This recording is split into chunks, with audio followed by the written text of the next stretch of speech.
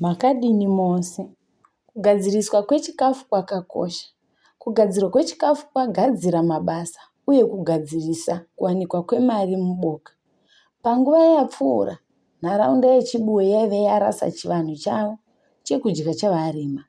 Izvo zvaunza shanduko huru munharaunda yeChibuwe maringe nemaitiro echikafu. Iko zvino boka rave kugadzira howa, kusimwa kwemiti munesari uye kurimwa kwechikafu mubindu. Uku solar dryer riri kuita zvinoshamisa muurongwa hwokuomesa zvavanorima zvichibatsira boka nenharaunda yose.